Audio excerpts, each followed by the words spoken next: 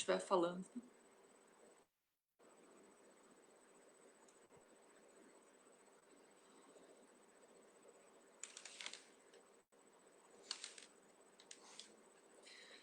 Boa tarde a todas e todos. Nós estamos iniciando o nosso ciclo de debates, Diálogos do Congemas, que ocorre todas as terças-feiras nesse horário, 17 horas. Hoje o nosso tema é muito importante, é um tema relevante para o momento de pandemia, mas também é um tema histórico na assistência social, que é discutir a defesa e a garantia de direitos no âmbito da assistência social e na relação com os demais direitos sociais, direitos humanos. Esse momento virtual é uma realização do Colegiado Nacional de Gestores Municipais de Assistência Social, cujo objetivo é promover o encontro de gestores, especialistas, convidados e convidadas para tratar das ações de gestão na política de assistência social, no Sistema Único de Assistência Social, também de proporcionar um debate com especialistas em temas atuais, temas contemporâneos, temas urgentes, especialmente nesse momento de pandemia. E, sobretudo, em sintonia com os debates e com as demandas dos municípios, das cidades. Demandas concretas que são enfrentadas no dia a dia por gestores, trabalhadores, por entidades que atuam na assistência social, sobre esse importante sistema de proteção social público-estatal, um dos maiores do mundo. Diálogos do Congema é um canal de comunicação permanente sobre assistência social neste contexto de enfrentamento da Covid-19. Nós estamos num momento de pandemia, um momento que atinge toda a humanidade, que gera insegurança, apreensão, mas que também requer respostas do Estado, da sociedade, já que a pandemia afeta, sobretudo, a população que vive em condição mais desigual, a população mais vulnerável. Vou convidar você, que está nos acompanhando, que está nos assistindo, a entrar no canal do Congemas no YouTube, se inscrever, se inscreve lá, compartilhe as redes sociais do Congemas. Desse modo, você vai estar contribuindo para disseminar conhecimentos, debates de relevância sobre essa política, levando informações importantes para apoiar na estruturação dos serviços, dos benefícios, das funções de gestão dessa política, no controle democrático. Então, é muito importante que você participe, que você mande suas mensagens, que você colabore na organização desse canal permanente de comunicação com você, com a sociedade, com aqueles e aquelas que atuam nessa importante política.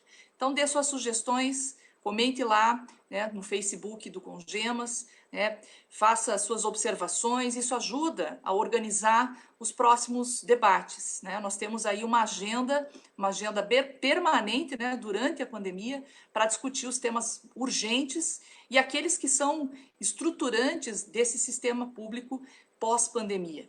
E assim nós vamos construindo coletivamente os importantes e centrais debates na assistência social e por isso a sua contribuição ela é muito importante, ela é fundamental. Hoje nós temos a honra de dialogar sobre esse tema, um tema que os profissionais da área, os gestores, sempre pedem ao Congemas, faz parte da nossa agenda dos encontros nacionais, dos encontros regionais, das conferências na assistência social, que é essa relação com o sistema de justiça, com os órgãos de defesa de direitos, nesse momento, principalmente, que nós precisamos avançar em ações mais estratégicas para assegurar que a assistência social faça seu papel na proteção social mais ampla, cumpra com a sua função protetiva, com seu papel de vigilância socioassistencial e com a defesa de direitos. Então, nós temos a honra aqui de contar com a importante contribuição da nossa presidenta, Andréa Lawande, presidenta do Colegiado Nacional de Gestores e Gestoras Municipais de Assistência Social, e também do Defensor Público da União, doutor Atanásio Lucero, que estará conosco aqui hoje, então, nesse debate. Eu vou apresentar para vocês, então, os dois nossos convidados, que vão fazer essa interlocução, esse debate. Isso já é parte de uma ação estratégica do Congemas com a Defensoria Pública da União. Então, esse diálogo já é um diálogo que expressa uma importante aliança na defesa do direito à assistência social, das demandas da população mais vulnerável em todo o Brasil. E por isso nós vamos aqui nos organizar em 3 principais blocos para ouvir os nossos convidados sobre assistência social. Andréa Lawande, para quem não conhece, é presidenta do CONGEMAS, é secretária municipal da Criança e Assistência Social do município de São Luís, Maranhão, é assistente social de formação e tem dado aí uma importante e reconhecida contribuição na defesa do direito à assistência social no Brasil. Obrigada, Andréa, pela sua presença aqui hoje. Imagino da sua agenda, de enfrentamento aí cotidiano da pandemia, mas está aqui conosco, né, para dar direção, para conversar sobre esse tema. Então, obrigada pela sua presença. Vou apresentar para vocês o doutor Atanásio Darcy Lucero. É defensor público, defensor nacional de direitos humanos da Defensoria Pública da União. É uma área fundamental da Defensoria, esse que é um importante órgão, que defende direitos e que atua na tutela de demandas coletivas. É fundamental fazer esse debate aí. Muito obrigada pela sua presença aqui conosco, para fazer essa discussão desse tema, que é um tema que faz parte da agenda permanente da assistência social. Bom, vou começar aqui nosso diálogo, pedir para que vocês entrem nos nossos diálogos também, coloquem lá seus comentários, suas questões. Nós vamos ouvir primeiro a nossa presidenta. O nosso encontro de hoje, Andréa, ele requer um debate sobre direitos humanos. Nós estamos aqui com a presença do defensor público, que atua no âmbito dos direitos humanos, nessa atuação estratégica com sistemas públicos estatais, sobretudo com os movimentos sociais, com as organizações da sociedade civil, nessa interlocução de ofício na relação no âmbito do sistema de justiça. Então, para nós, hoje, o debate em direitos humanos ele é fundamental. Eu queria que você falasse um pouquinho sobre essa relação entre o sistema de justiça e o sistema único de assistência social. Mas, principalmente, eu acho que nem todas as pessoas têm o domínio desse debate no sentido de saber a sua complexidade, principalmente quem está fora do SUAS, E não é à toa que ele é um tema central. Como se dá essa relação? Quer dizer, a assistência social ela tem funções definidas na Lei Orgânica da Assistência Social, estabelecidas no âmbito do Estado Democrático de Direito, funções de proteção. E o seu papel protetivo, às vezes, é confundido com o papel, por exemplo, de investigação, de verificação de risco. E esse papel de investigação, de verificação de risco, que é do sistema de justiça, é da segurança pública, não é da assistência social, muitas vezes se transforma em demandas indevidas. Nós bem sabemos que a assistência social ela tem demandas devidas, ela tem obrigações de proteção, principalmente para essa população com direitos vulneráveis. Então, é muito importante nós qualificarmos cada vez mais a integralidade da proteção social. Não cabe só a assistência social essa proteção, mas ela tem uma particularidade, ela tem uma função, ela tem um papel que me parece que cada vez mais exige de nós que atuamos na área, aliança com outros atores para nos ajudar a consolidar essa função protetiva. Discutir com as autoridades judiciárias, com seus respectivos espaços de controle, como o CNJ, o Conselho Nacional de Procuradores do Ministério Público, os CONCIJs, os Conselhos das Infâncias e Juventudes, que são órgãos vinculados aos tribunais de justiça dos estados, a própria ouvidoria da Defensoria Pública, que tem um papel bem importante de apoiar os conselhos em direitos humanos, de atuar na relação com esse sistema de justiça. Parece que esse debate é um debate ainda atual, muito atual, principalmente nesse momento em que a proteção social está sendo retirada da população, fragilizada, e que exige de nós, os municípios não podem parar, não é, secretário? Os municípios não podem parar, eles têm que continuar protegendo, promovendo direitos, integralizando com demais políticas na intersetorialidade. Então, eu queria ouvi-la, um pouco sobre as ações que o CONGEMAS já desencadeou para enfrentar esse tema, que é um tema complexo, é um tema que tem essa dimensão. Nós temos um papel na proteção social mais ampla, um papel na relação com o sistema de justiça, que não é de investigação, que é um papel protetivo, Então, assim, que ações o CONGEMAS já desencadeou? Como podemos avançar na interlocução com o sistema de justiça, principalmente nesse cenário em que as desproteções e as desigualdades foram escancaradas? Por favor, secretário. Boa tarde a todos e todas. Queria agradecer imensamente, doutor Atanásio, por ter aceito o nosso convite enquanto colegiado. Muito bom tê-lo conosco. Muito bom ter a DPU. Talvez quem não está acostumado a discutir ou participar desse momento enquanto colegiado traz atores tão importantes como a DPU para esse debate, é que mostra o avanço que esse colegiado tem conseguido em trazer sujeitos tão importantes para essa luta, entendendo o que é o SUAS. Não é o nosso primeiro momento com a DPU é uma forte parceira nossa. O doutor Eduardo esteve presente no nosso encontro nacional em Belém, ano passado, deu uma grande contribuição. Ele nos confidenciou que saiu encantado com o SUAS, que ele não conhecia a dimensão, né? Ele disse, gente, eu me encantei com essa luta, contem comigo como parceiro, e acho que ele não teve a noção de quanto ele nos oxigenou, e aí ele abriu uma porta, doutor Atanásio, que agora a gente não larga mais vocês, né? Nós vamos estar sempre juntos aí, por entender que a gente dialoga e trabalha numa trincheira de luta que ela é única, né? Que o público que a gente atende, que é a nossa querida mediadora, a professora Jucimere, que também fez este preâmbulo de discussão, né? É esse público que a gente atende e que precisa ser protegido. E quando se fala de proteção na assistência social, qual é a grande dificuldade nossa? Nós talvez sejamos uma das políticas que mais precisa a todo dia se reafirmar enquanto política pública. Tenho certeza que os gestores que estão nos assistindo, eles vivenciam o que nós vivenciamos todos os dias, afirmando que a política de assistência social é política pública, é garantia de direito. E quando nós vamos trazendo e versando na condição de política pública, nós precisamos entender os níveis de proteção e, principalmente, as demandas que cabem a essa política.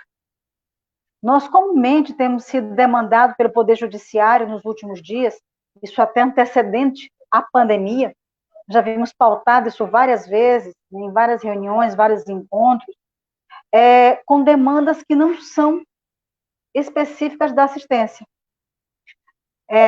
Nós trazemos numa categoria que ela é muito genérica, que é vulnerabilidade, desproteção, como se tudo que envolvesse a população mais pobre fosse exclusivo de demandar da política de assistência. E aí nós não vamos conseguindo conhecer e entender, isso aí também é uma responsabilidade nossa, enquanto responsáveis pelo SUAS, né, enquanto gestores dessa política, talvez difundir isso com mais veemência por onde a gente caminha. Em dados momentos, não se consegue distinguir dentro dos níveis de proteção que compete a cada política.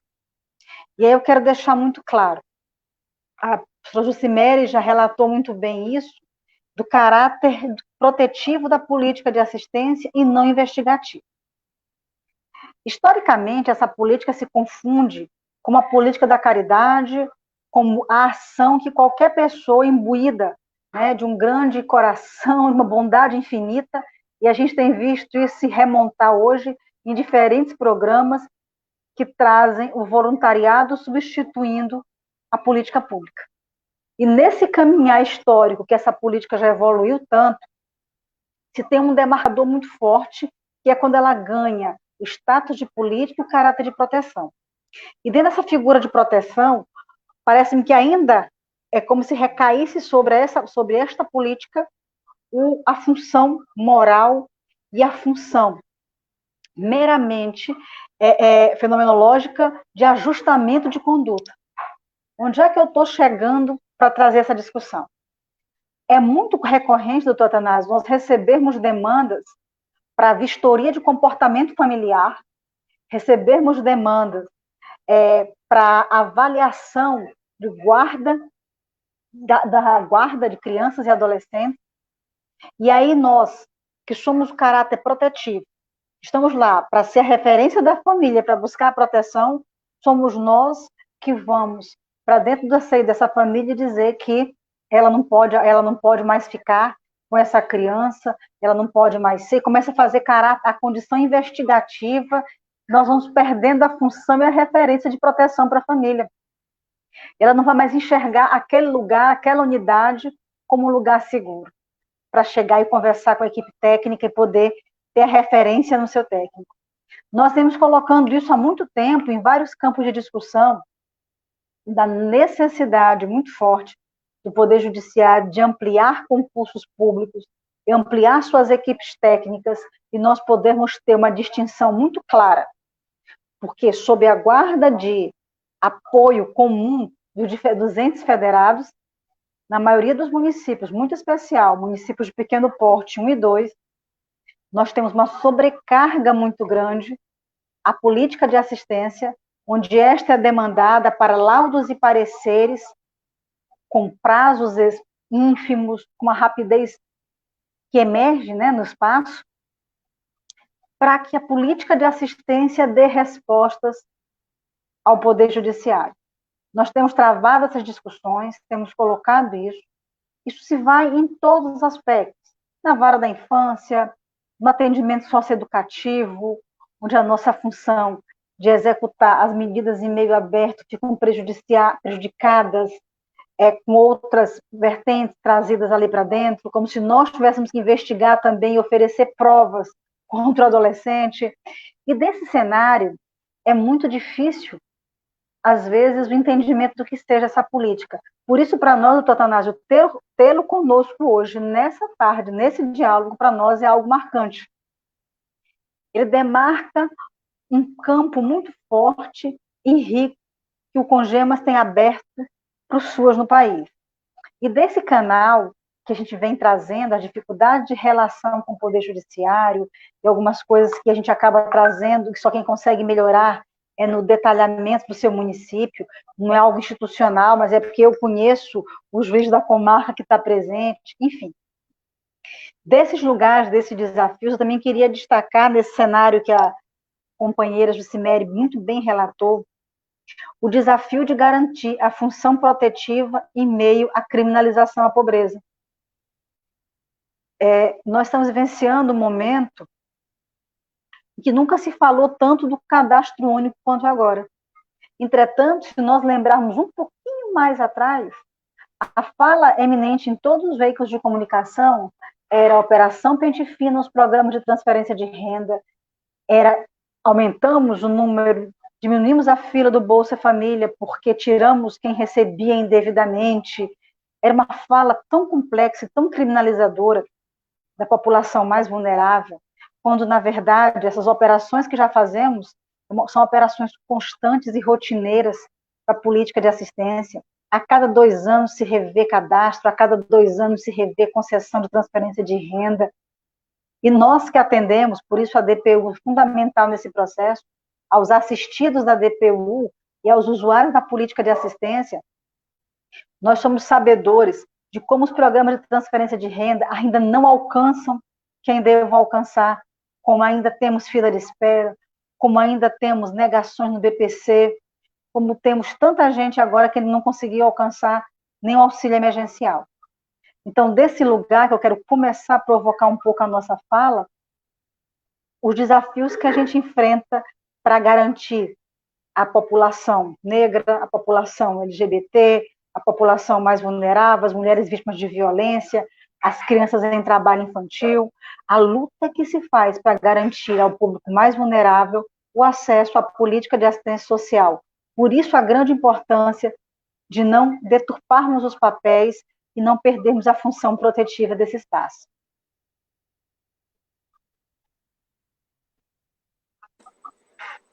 Muito importante abrirmos, então, essa discussão, posicionando o lugar da assistência social na proteção social mais ampla, né? Então, o que nós agora, a nossa presidenta coloca em questão, quer dizer, qual é o lugar da assistência social, não podemos deturpar o seu papel, como garantir proteção social num cenário de avanço de narrativas conservadoras, criminalizadoras da população, né? Um sistema que é absolutamente decolonial, porque ele foi pensado com os movimentos sociais, né? Com o conjunto da sociedade, então ele tem uma história decolonial que vem superar os processos colonizadores nas políticas sociais que historicamente foram marcados, né? E agora a gente vê o retorno, por exemplo, de políticas higienistas, eugênicas, racistas, convivendo na assistência social, procurando substituir esse sistema público que está assentado em bases, em pilares muito estruturados no sentido de ser um sistema público estatal, que é ter orçamento público, serviços continuados que dão resposta às desigualdades, às expressões da desigualdade, às vulnerabilidades, às demandas socioterritoriais, cuja finalidade, né, ou cujas demandas, essas demandas, são demandas por proteção, por acesso à renda, por acesso à segurança de sobrevivência, de acolhida, de convivência social, comunitária, né? Então, o escopo dessa política se deturpa ao tempo também em que projetos disputam espaço com projeto de sistema público que, no âmbito dos direitos humanos, a partir da Convenção de Viena, os países signatários assumiram o compromisso de estruturar sistemas universais, de modo indivisível, interdependente entre os direitos, né? A integralidade dos direitos, a interdependência desses direitos, o entrelaçamento entre os direitos de liberdade com os direitos de igualdade.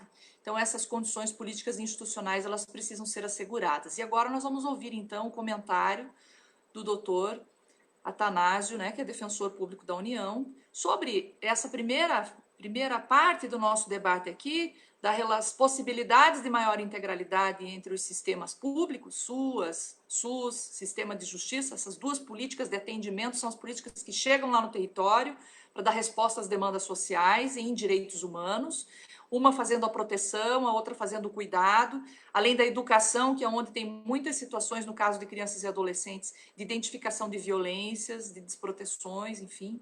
Então, são políticas essenciais em direitos humanos, né? E tem um papel muito importante. Queria ouvir a sua avaliação, né? Primeiro, óbvio, vai se apresentar, vai falar nesse primeiro bloco, e quais as principais demandas que chegam para a Defensoria Pública da União, que caracterizam violações de direitos e que são justamente as demandas com as quais a assistência social trabalha cotidianamente. Por favor, a palavra é sua, doutor. Bom, primeiramente, muito obrigado pelo convite do Congemas. Claramente é um contato assim, muito importante para a Defensoria Pública da União, porque a gente também se insere numa lógica protetiva do Estado. E, para mim, eu fico realmente muito honrado pelo impacto que a gente causa por estar aqui. A gente está, de fato, todo mundo do mesmo lado da trincheira e todo mundo buscando a mesma coisa. Preciso posicionar isso com muita clareza. A posição da Defensoria Pública da União enquanto uma instituição permanente, uma instituição essencial à função jurisdicional do Estado, que ela tem como função, até porque temos pessoas aqui de vários lugares do país, então talvez não estejam tão habituados a tratar com Defensoria Pública, ela tem como função justamente defender a população vulnerável, a população necessitada na mais ampla acepção dessa terminologia. E a Defensoria Pública tem claramente, eu também tenho um princípio pessoal disso, de que os serviços públicos, eles precisam romper com esse caráter de primeiro-damismo, esse caráter meramente, na pior acepção, né, de meramente assistencialista, voluntariado, que são atitudes importantes no âmbito pessoal de alguém, mas não são uma resposta suficiente do Estado para a superação das desigualdades. Nós vivemos em um país profundamente marcado por índices de desigualdade bastante alarmantes, e isso é histórico na nossa população, e vencer essa desigualdade, que ela acontece não apenas no plano econômico, mas no plano de conquista de direitos e no plano de exercício de direitos, ela precisa ser revista e ser repensada sempre. Eu vejo, é muito curioso para mim essa questão assim, de como o SUAS ele é acionado para determinadas atribuições que não são suas, desculpa falar suas e suas, mas, de fato, eu sinceramente nem tinha conhecimento dessa peculiaridade, e por isso quão importante é a função do colegiado, do Congemas, de fato, agregar essas reclamações de todo o Brasil e de levar os órgãos públicos para fins de conscientização. Eu sei que é importante aquela questão local, de tu conhecer o juiz da comarca, o promotor, o defensor público, mas isso também precisa ser nacionalmente levado ao conhecimento dos órgãos públicos, dos órgãos de justiça, para auxílio. Eu falo para conscientização e para que essas atitudes que não auxiliam os SUAS sejam coibidas. Eu falo, assim, do ponto de vista do sistema de justiça, já trabalhei pessoalmente no Ministério Público também, toda a situação de uma extrema vulnerabilidade que nos surge, a gente, na verdade, vê quase como uma batata quente que a gente precisa resolver de alguma forma, né? E a gente sempre vê com muita esperança o papel das assistências sociais municipais como uma fonte de auxílio. Só que isso nem sempre resolve, porque às vezes não é atribuição da Secretaria Municipal de Assistência Social. E esse diálogo, e aí eu já convido desde logo, faço essa exaltação, por favor, que todos os gestores municipais, dê uma lidinha rápida nos comentários ao vivo aqui, não vou conseguir ler todos, mas o pessoal falando de vários lugares do país e tal, que haja cada vez mais uma aproximação com os atores locais do sistema de justiça, porque primeiro a gente não morde, né? A gente, na verdade, está tentando solucionar problemas, né? E para verificar quais são as possibilidades de trabalho conjunto. Infelizmente, às vezes, algumas instituições de justiça, elas vão trabalhar muito na lógica do eu tenho poder, eu tenho força, a minha caneta tem força, então vou determinar que a secretaria faça tal atribuição, vai assoberbar, como a colega acabou de colocar aqui no comentário que apareceu, assim, uma coação, né, aos gestores locais de saúde, e sendo que tudo pode ser resolvido no diálogo. Eu tenho aprendido muito recentemente, até pelo trabalho como defensor nacional de direitos humanos, como os diálogos são ricos e como os diálogos conseguem fazer a gente chegar muito mais longe do que a gente chegaria unicamente no tensionamento puro e simples, né? Então, na parte da Defensoria Pública é muito importante, especialmente por parte, eu não falo pelas defensorias estaduais, sou da Defensoria Pública da União, abro um parênteses, inclusive, para traçar essa diferença muito rapidamente, né? A Defensoria Pública da União, ela tem como atribuição atuar nas causas federais, da Justiça Federal, sobretudo, especialmente quando tem, então, interesse da União e das autarquias federais, empresas públicas no meio, empresas públicas como a Caixa, por exemplo, que é muito comum. E as defensorias estaduais, elas têm a atribuição de atuar nas causas que tramitam na justiça estadual, porque acontece que é um volume até mesmo maior, né?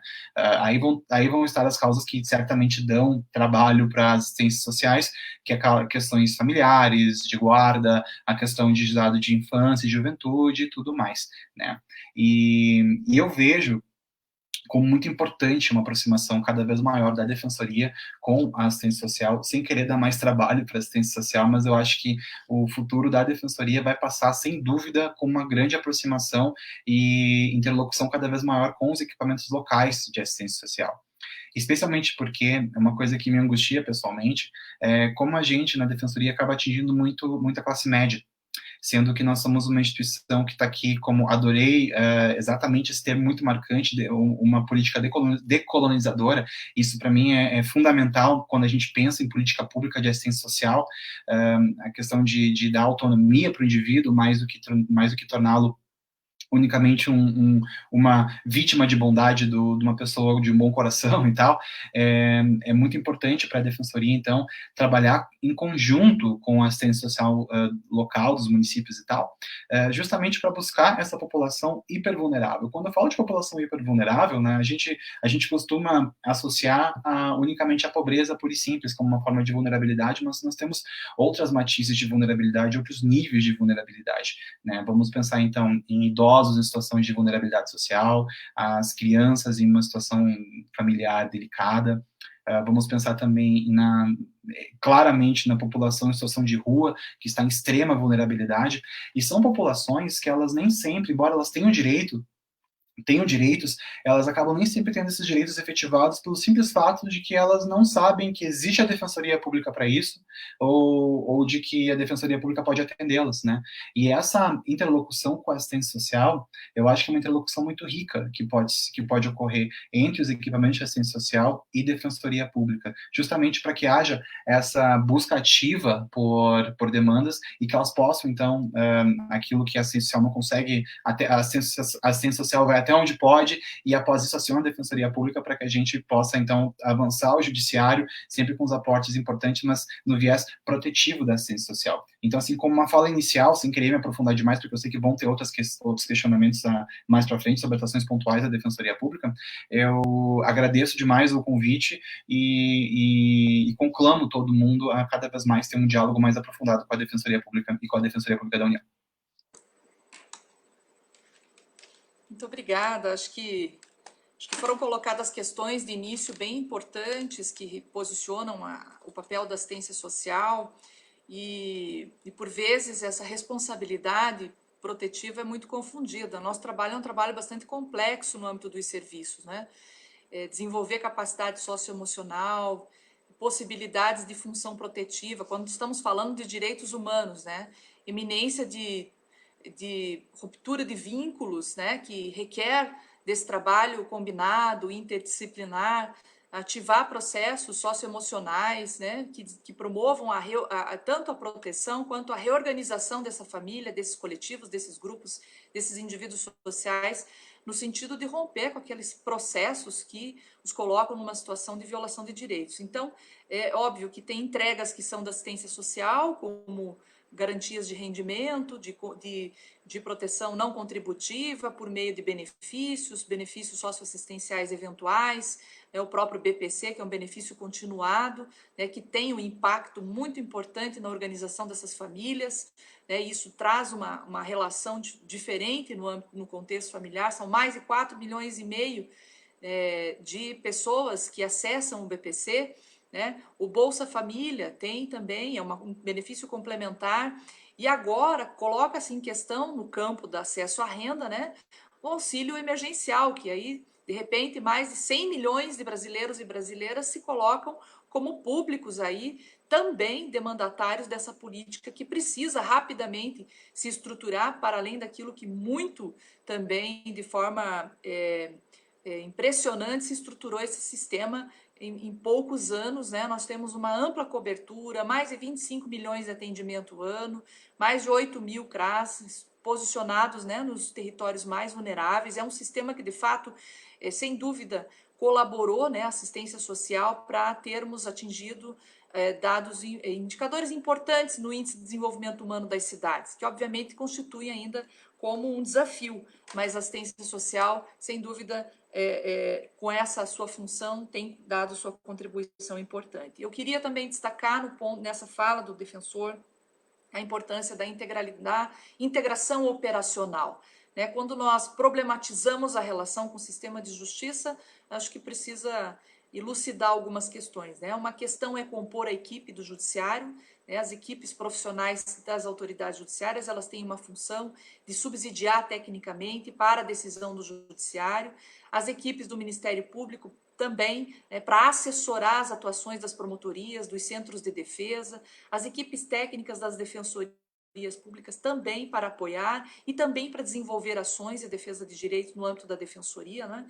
E isso não se confunde com o papel das equipes da política de assistência social, que tem uma função primordial tanto na educação em direitos humanos para prevenir as violações de direitos, a exemplo do trabalho infantil, né, que temos aí que desencadear uma série de ações preventivas ao trabalho infantil, num contexto complexo, né, que a realidade é o substrato da nossa atuação profissional, enquanto trabalhadores, trabalhadoras e gestores, e também desenvolver serviços e benefícios, né, que se integralizados, não só entre serviços e benefícios, mas também na relação com as demais políticas sociais, nós certamente estaremos promovendo maiores condições de superar, né, essas vulnerabilidades, essas violações.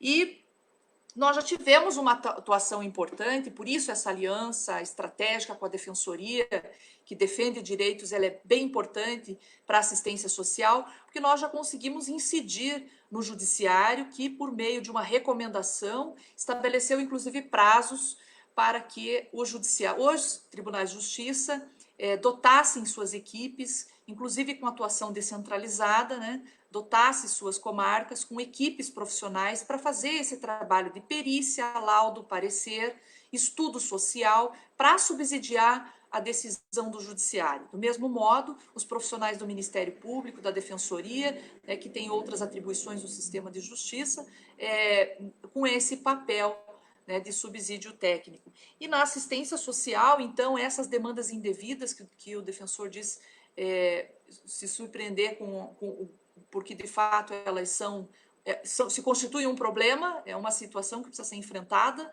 na relação com o sistema de justiça, hoje se mostra ainda mais problemática, porque nós estamos num contexto de pandemia em que O isolamento é hoje para nós um indicador de proteção, as condições de isolamento no domicílio, quando antes era um fator de risco, né? Estar em casa isolado, sem convivência comunitária, poderia ser um sinal de alerta quando falamos em direitos humanos, em demandas para essa política de assistência social. Então, de fato, é um debate que precisa ser feito e que precisamos cada vez mais aprofundar, né, como estabelecer uma relação de diálogo horizontal, complementar, cooperativa, lá na ponta, lá no âmbito dos municípios.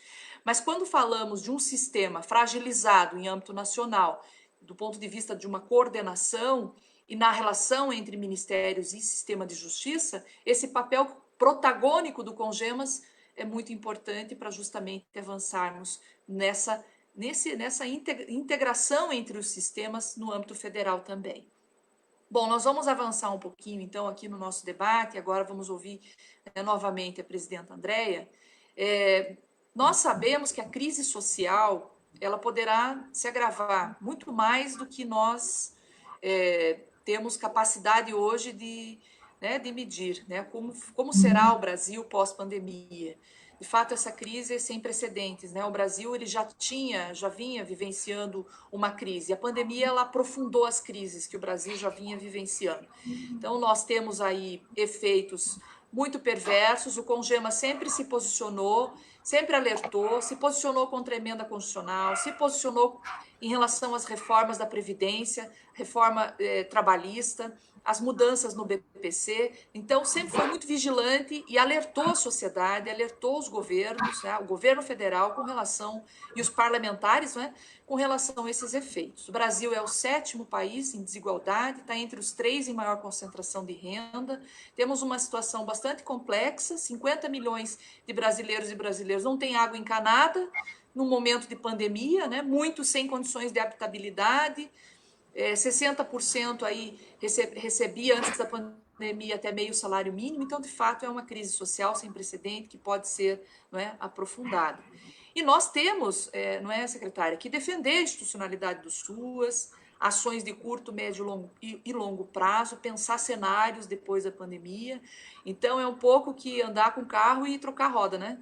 Quer dizer, temos que pensar o futuro sem muitas referências, que o mundo todo está discutindo pandemia, está discutindo um mundo pós-pandêmico, e, ao mesmo tempo, estruturar no momento em que a assistência social estava em desfinanciamento. Perdeu com a emenda constitucional 63% dos recursos ordinários, né? Então, queremos te ouvir, né, um pouco mais sobre essa realidade, né? Essa realidade que constitui hoje um desafio, né, da assistência social se consolidar como um sistema universal. Algumas democracias que estavam reduzindo muito seus sistemas estão revendo. Existe um debate sobre a importância da renda universal, não só aqui no Brasil, né, no mundo, né, aquela tranquilidade dos países de tendência neoliberal de reduzir os direitos, ela está colocada em questão, porque a pandemia ela também escancara a falência de modelos que reduzem Estado, do modelo ultra neoliberal, né? Então, assim, dia 12 agora é dia de combate ao trabalho infantil, né? Nós estamos vendo aí a campanha, inclusive da sua cidade, do seu município, São Luís, mais do que nunca precisamos enfrentar o trabalho infantil. No entanto, o orçamento da assistência social retirou as ações do PET, né, para 2020. As ações estratégicas foram retiradas do orçamento ordinário. A pobreza aumentou, já vinha aumentando, né? A desproteção também. Estamos numa crise pandêmica. Quer dizer, como enfrentar esse cenário tão adverso? Você que é uma liderança no CONGEMAS, é secretária, como garantir proteção aos usuários nesse momento? O desafio, né? Vamos lá, Ju fez todo um preâmbulo muito forte, contextualizando para a gente toda essa situação. E aí, para nós, o que a gente pensa? Em primeiro lugar, vamos começar a demarcar que o que nós estamos vivenciando na pandemia é uma agudização do que nós já tínhamos anteriormente a tudo isso. Nós temos um Brasil que é incluso no mapa da fome, o Brasil começa a aumentar os níveis de desproteção, onde nós começamos a ter um retorno maior de crianças ao trabalho infantil, onde começamos a ter um número maior de homicídio e feminicídio, pelo número acentuado de desemprego, que é uma consequência, né? Nós, antes de entrarmos na pandemia, nós estávamos minimamente mais de 14 milhões de desempregados no país. E nessa conjuntura, nós estávamos falando de trabalhadores que até então estavam assegurados. Isso aí a gente está sem contar com os trabalhadores que foram considerados como trabalhadores informais, e que só nós sabemos como advém essa renda e a precariedade da manutenção dessa renda. Desse lugar, eu penso que a pandemia, ela desvela, né, ela desnuda situações que nós, na assistência social, já convivíamos há muito tempo. Nós sempre entendemos e sabemos a importância do cadastro único para o acesso a diferentes políticas públicas. Nós sempre sabemos e lutamos muito para a qualificação desse cadastro, o fortalecimento, né, desse espaço, desse direito adquirido, de poder ter esse contato com qualidade, né, com qualidade para o usuário, no momento que ele chega para o atendimento, de você ouvi-lo e saber diferentes demandas, e a partir daí, desse retrato de tantas demandas, você começar a construir o plano de atendimento individual dessa família, você começar a entender se ela tem um idoso em isolamento, que a Jucimere tanto lembrou aí há pouco, que hoje a gente pede que ele se isole, mas anteriormente não era isso que a gente dizia. Ia trazer esse idoso para o processo de convivência, entender se ele tinha BPC, entender se a família já tinha acessado ao programa Bolsa Família, trazer as crianças e adolescentes para o serviço de convivência, entender se era caso de trabalho infantil, atender os casos de violência sexual, violência doméstica, e trazendo a partir do cadastro único. Trazer a população em situação de rua para o cadastro único, tirar da invisibilidade. E foi isso que nós estamos fazendo ao longo desse tempo. Nós estamos trabalhando e qualificando esse cadastro. Então, fazendo dele uma das maiores ferramentas de inclusão social do país, quiçá até do mundo. E dentro dessa condição, quando vai se trazendo a linha de desproteção, nós estamos ano a ano convivendo com o Pires na mão. No último diálogo do Congemas, onde estavam presentes o deputado Danilo Cabral, e o deputado André Quintão, junto com o nosso companheiro José Cruz, que está aqui presente nessa live também, que eu mando um grande abraço, nosso vice-presidente, a ele e a companheira Eudilene, nossa carinhosamente querida mana, lá da região Amazonas, onde ao longo do tempo nós fomos sempre buscando o parlamento, buscando apoio em diferentes frentes, diferentes espaços, para tentar, ano a ano, praticamente no apagar das luzes, recompor o orçamento. Ora, nós estamos falando de um orçamento que mal cobre um recurso congelado desde a implantação do SUAS no Brasil. Nós já estamos no segundo plano decenal. Se nós formos revisitar o nosso plano, e quando vamos olhar o plano, a gente dá uma olhadinha lá e percebe, parece que ele é futurista. Porque do que ele está falando hoje, ainda parece um sonho utópico para nós nesse momento. Por que eu estou trazendo isso? Porque no momento que nós estamos lutando para não fechar serviço, isso estou falando antes da pandemia até, lutando para manter os serviços abertos, onde nós gostaríamos muito de estar falando, doutor Danásio, era de expansão de serviço, falando em mais concurso público, falando em ampliação, em redesenho, ampliação de cofinanciamento. Não. Nós ainda estamos falando o seguinte, vamos garantir os serviços para não fechar o que já tem. E é onde é que vem um grande desafio. A pandemia torna isso tudo visível, porque no momento em que um dos públicos mais alcançados, infelizmente, pela Covid-19 é a população idosa, se percebe, se descobre, né, quem não sabia até então, que o acolhimento não é cofinanciado no país, que o acolhimento para a população idosa não recebe cofinanciamento.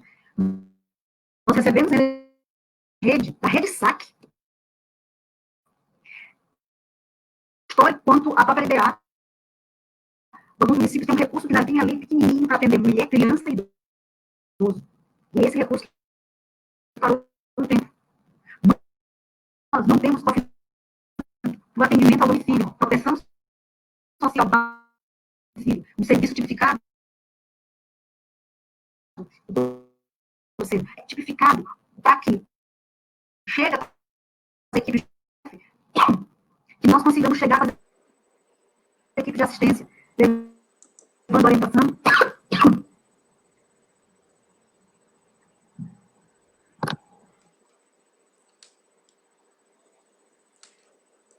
Acho, concluiu, secretário? Vou Acho falar que da você já foto retorna a do Moro, palavra. me engasguei.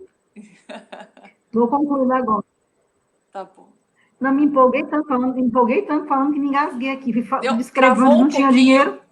travou um E pouquinho aí o sinal, e pensar a secretária estava falando uma parte muito importante, que nós herdamos uma rede SAC, de serviços de ação continuada, que tinha lá um cofinanciamento baixo para alguns segmentos, basicamente para criança, idoso, né? Idoso não, mas para alguns serviços que foram depois transformados, né? Alguns serviços, acolhimento, enfim. E essa rede SAC foi transformada em serviços continuados já em 2003. E de lá para cá nós tivemos pouquíssimas expansões, a não ser em grandes planos intersetoriais que o Brasil teve, como Brasil Sem Miséria, Crack é Possível Vencer, Brasil Viver Sem Limites, que eram programas em direitos humanos integrados, né? Então nós tivemos os centros POPs que foram implementados, nós tivemos expansão para acolhimento institucional, mas não tivemos para todos os públicos. Então o SUAS não se estruturou em tempo, né? Então nós não temos hoje, por exemplo, cofinanciamento, como dizia a secretária, para proteção no domicílio, né? Não temos cofinanciamento para mulher em situação de violência, veja, sendo que é a política que nós, né? Ou são demandas que a assistência social tem responsabilidade. Era sobre isso que a secretária vinha falando. Quer concluir, então, secretária?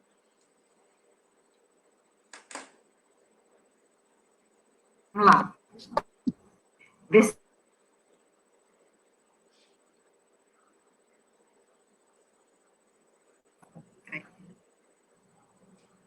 Consegue ouvir agora, gente? Sim. Dá para ouvir, Ju? Dá sim, pode falar, secretária. Segue? Ok.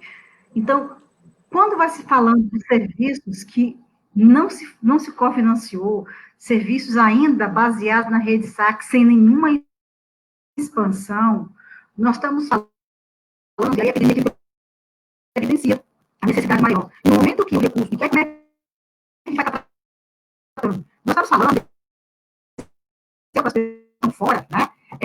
Como se a assistência social tivesse recebido muito recurso.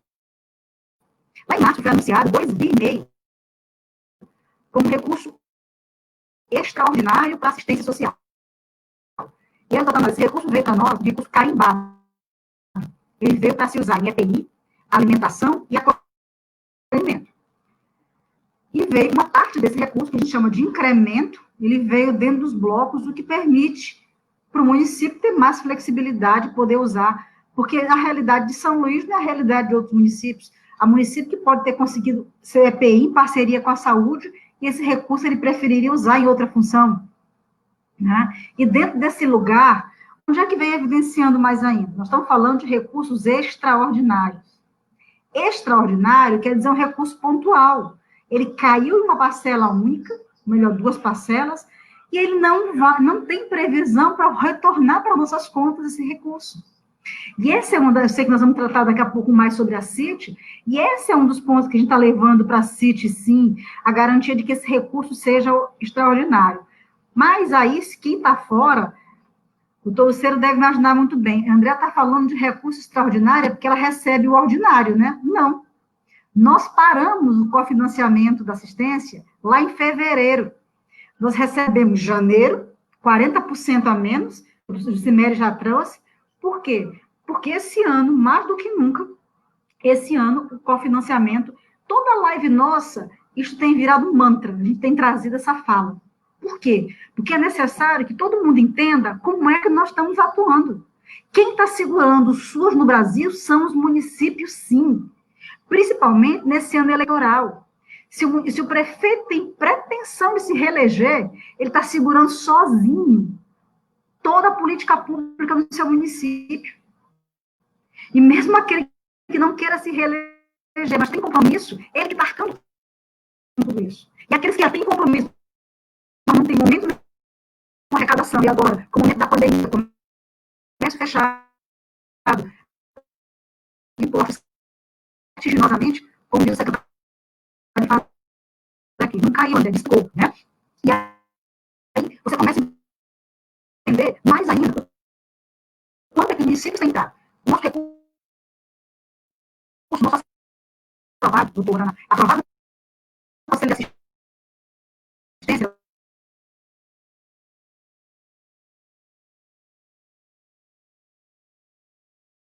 aprovado 1,3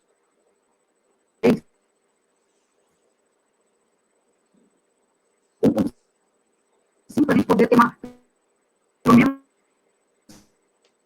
Acho que agora está cortando, secretária. Está cortando um pouco o áudio. 2 desse recurso, 2 bilhões, fosse recompor o orçamento. E que a gente recebesse a por extraordinário. Mas acho que assim, nós vamos completando nos outros blocos, né, um pouco mais sobre esse cenário do que a gente leva para as próximas reuniões de agenda de luta.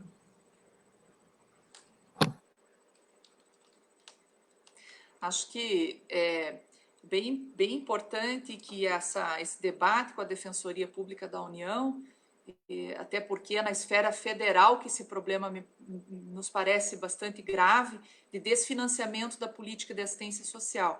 Quer dizer, nós tivemos um pouquinho de problema no áudio da presidenta, mas ficou evidenciado que nós temos, doutor, uma situação grave de desfinanciamento na assistência social. Tem uma portaria 2362, que foi editada no final do ano passado, que, na prática, ela busca equalizar os recursos aprovados pelo Ministério da Economia com o SUAS. No entanto, na prática, significou, na primeira parcela de janeiro, menos 40%. Além de tudo, ela faz uma previsão de que os repasses serão conforme o saldo.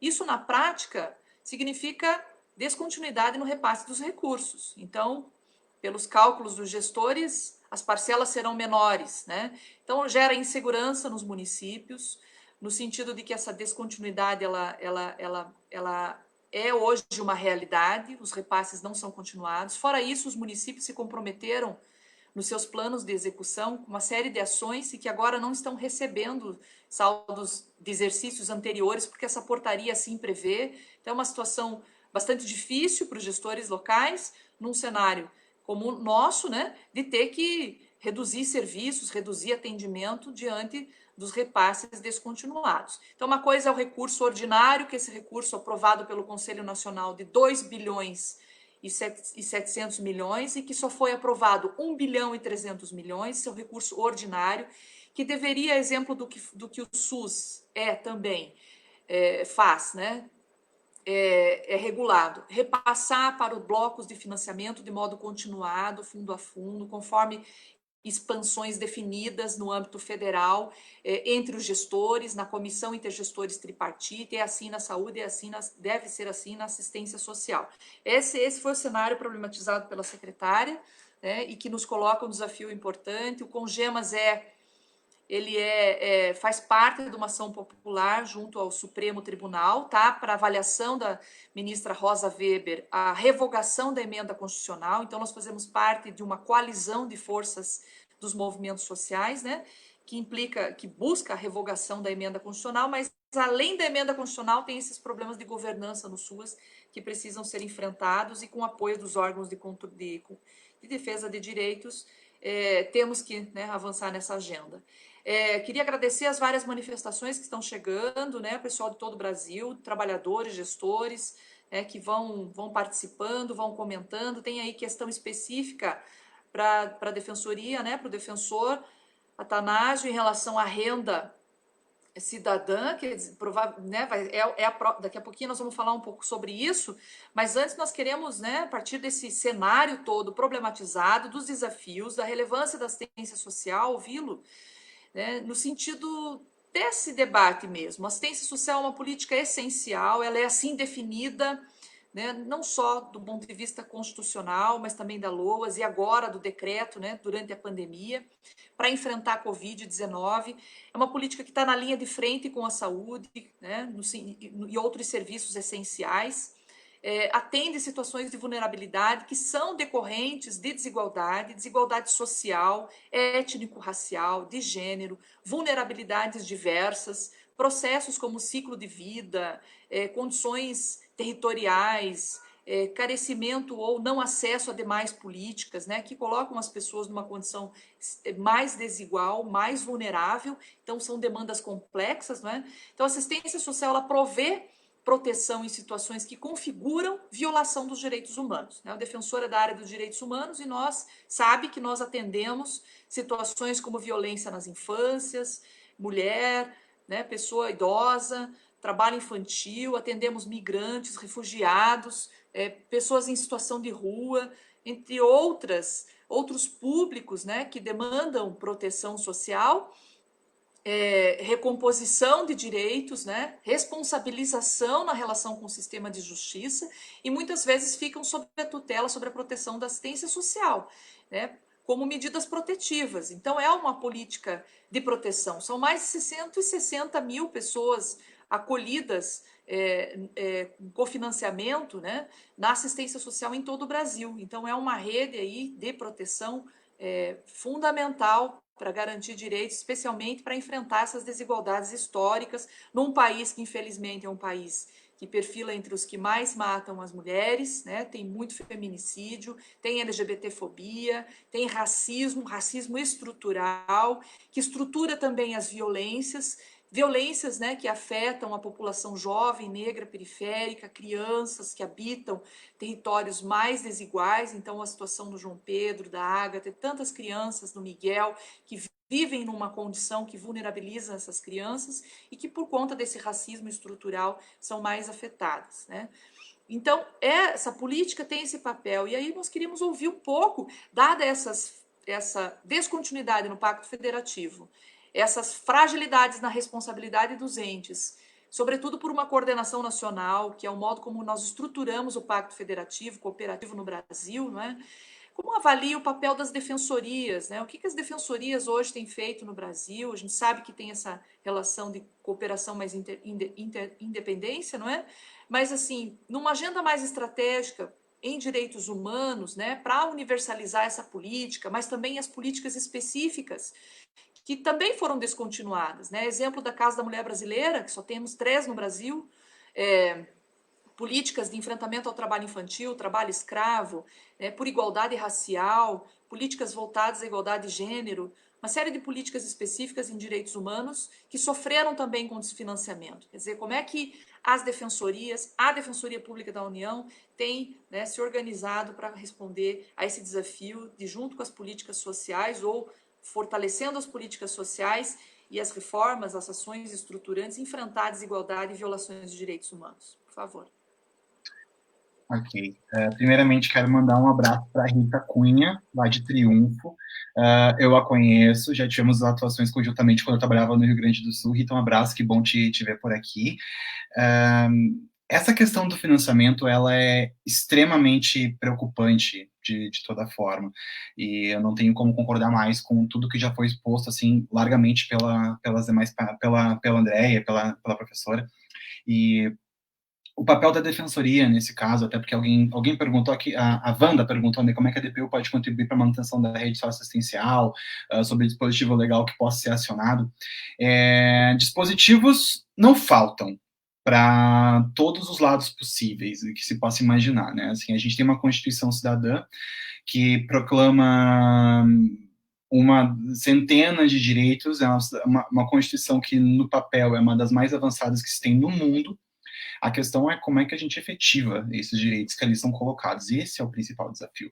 Em relação ao SUAS, eu tenho até quase uma anedota assim, para contar em relação da minha própria relação pessoal com o SUAS, porque ele não é tão divulgado, ele não é tão aberto ao público, em sentido de tão conhecido como ele deveria ser por conta da sua importância. Eu, na verdade, só fui tomar conhecimento do que era o SUAS a partir do trabalho na Defensoria Pública da União, já trabalhando na área de direitos humanos, que havia um sistema único de assistência social. E acho que um dos pontos que precisa ser enfrentado, assim, no direito de modo geral, assim, dos atores do sistema de justiça, é ter conhecimento de todas as redes de proteção socioassistenciais, ter um conhecimento melhor do próprio SUS, que, por incrível que pareça, a gente sabe que ele existe, mas e nós sabemos disso pelo fato de que ele está muito mais presente nas nossas vidas, né? Eu acredito que um dos problemas do SUAS é o fato do desconhecimento a respeito do SUAS, é o fato de que ele só é acessado por pessoas em extrema vulnerabilidade, a gente nunca quer se identificar com uma pessoa, com um grupo de extrema vulnerabilidade, tem esse próprio negacionismo das pessoas a esse respeito. E aí temos um ponto muito chave, que me parece um ponto né, que é o próprio desconhecimento dos atores do sistema de justiça a esse respeito. E mais uma vez eu resgato essa importância da conversa, dessa interlocução que o CONGEMAS faz para tornar mais claro para os atores do sistema de justiça. Esse ato aqui é importante porque está um defensor aqui aprendendo muita coisa hoje e, claro, concordando com aquilo que está sendo exposto pela sua própria experiência, né, em relação à importância de cada vez mais aparelhar. Mas a questão é, orçamento. O orçamento, ele tem essa grande dificuldade, que ele é muito difícil de ser, de uma judicialização ter, de fato, um efeito prático. Então, muitas vezes nós somos cobrados para que ingressemos com uma ação judicial em relação a isso ou aquilo, mas ações judiciais, elas nem sempre resolvem, né? Temos que trabalhar na base da interlocução. A Defensoria foi muito atingida pela Emenda Constitucional 95.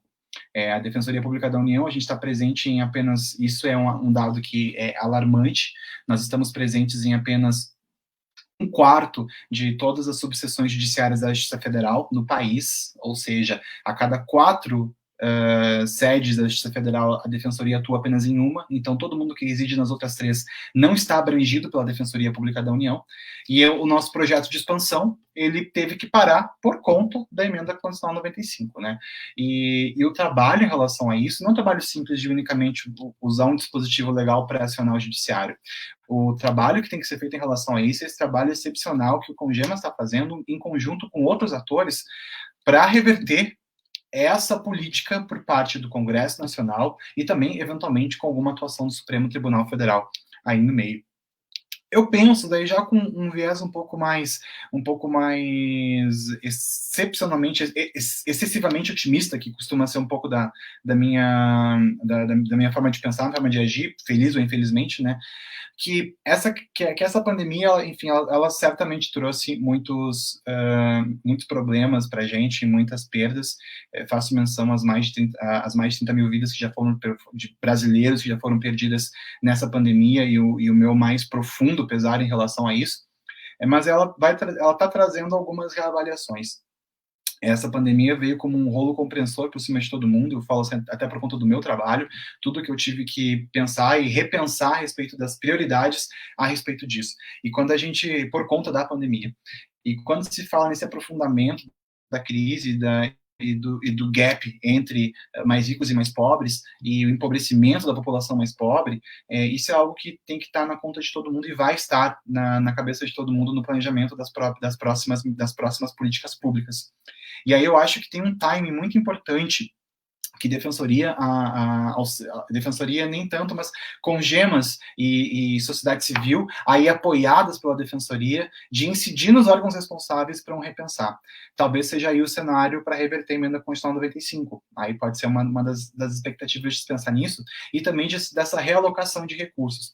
Um problema que eu verifico pessoalmente muito é que há setores do orçamento público que são muito privilegiados em face de outros que não são privilegiados. E esses setores que não são privilegiados, casualmente ou não, é a população mais pobre, a população mais carente. E aí é um espaço muito grande de incidência que a Defensoria tem dia após dia, tomado mais e mais conhecimento a respeito disso, para ajudar nessas incidências em face dos órgãos públicos, dos poderes constituídos, para fins de reorganizar o orçamento, mesmo dentro dos limites da emenda Constitucional 95, justamente para atender a população mais empobrecida, porque ela está cada vez mais numerosa.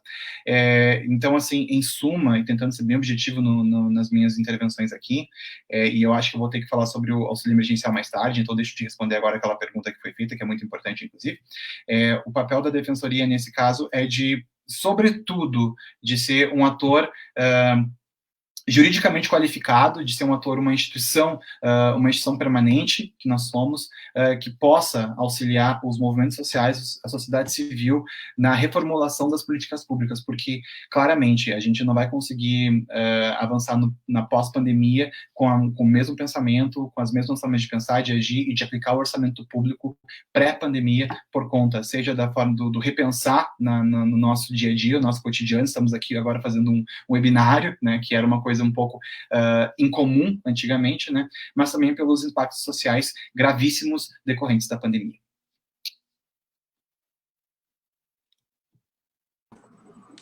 Muito obrigada.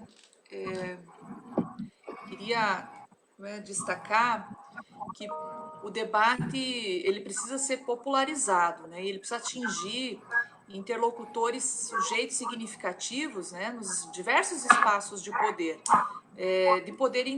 de poder de decisão. Então, quando essa análise avança para essa perspectiva de também publicizar que a defensoria pública, as defensorias de modo geral, elas também foram afetadas pela emenda constitucional, né, e de forma dramática as políticas sociais, isso coloca uma reflexão para a sociedade, né, com esses interlocutores, de que novos caminhos precisam ser percorridos, né, e de que essa pandemia, apesar de toda a diversidade, de todo o sofrimento coletivo, de toda a insegurança, ela também precisa nos mobilizar a construir um novo padrão de sociabilidade e um novo sistema de proteção social e recuperar o papel do Estado, né? Tramita, doutora Atanásio, uma série de projetos de lei que não são de interesse da sociedade. Projetos de lei que objetivam, por exemplo, acabar com os fundos públicos sob um discurso de repassar aos municípios e aos estados recursos para enfrentar a crise fiscal, mas que na prática significa abrir mão de uma coordenação nacional da política, fragilizar os espaços de participação, repactuar responsabilidades sem, com isso, garantir que a União continuará fazendo o seu papel, que deve fazê-lo, né? Então, nós temos acompanhado de perto, acho que é importante, na construção dessa agenda, nós identificarmos, né, aí o Congemas identificar as sinergias e os pontos em comum para avançar nessa interlocução com a sociedade, no âmbito dos próprios sistemas, né, e buscar enfrentar esse cenário de modo a incidir politicamente, né, para garantir a retomada do Pacto Federativo. Nós estamos aguardando, então, a presidente voltar. Enquanto isso, quem sabe a gente vai avaliando aqui. Tem algumas questões que surgiram para esse nosso último bloco em relação ao auxílio emergencial, né? Daqui a pouquinho nós vamos ouvir, vamos ver se consegue participar agora, presidente. Nesse último bloco, nós vamos ouvir um pouco mais, né, por último, um pouco dessa conjuntura e dos desafios, né? A doutora Atanásio já colocou aqui uma agenda estratégica, né? Nós podemos incidir de forma conjunta, dialogar com esses interlocutores que definem o fundo público. A disputa do fundo público tem que se voltar para os direitos humanos, recuperar o Sistema Nacional de Direitos Humanos na relação com o Sistema Único de Assistência Social e outros sistemas, né? E aí, nesse último bloco, nós queremos ouvir, assim, atualizar um pouco o público que nos acompanha toda terça-feira aqui. Finalmente a CIT está voltando, né, secretária? Foi o hashtag Volta CIT, foi o que mais apareceu na nossa primeira live, que foi bastante prestigiada. O pessoal estava esperando inaugurar esse espaço, alguns debatem, veem depois esse vídeo, né? Ele repercute, é importante. O Congemas está fazendo um papel de debate aberto, né, franco, então é bem importante isso, democrático. Então, a Comissão Intergestores Tripartite, né, que na nossa primeira live apareceu muito isso, todos que participaram dizendo, né, volta a CIT, preciso voltar à reunião da CIT. O Congemas formalizou, né, assim como o FONSES, várias solicitações de retomada da CIT. Então, assim, secretária, quais são as pautas que o Congema vai apresentar ao ministro da Cidadania? Quais as propostas que são centrais para os gestores no enfrentamento da Covid, né, considerando aí a assistência social como um direito humano, especialmente social?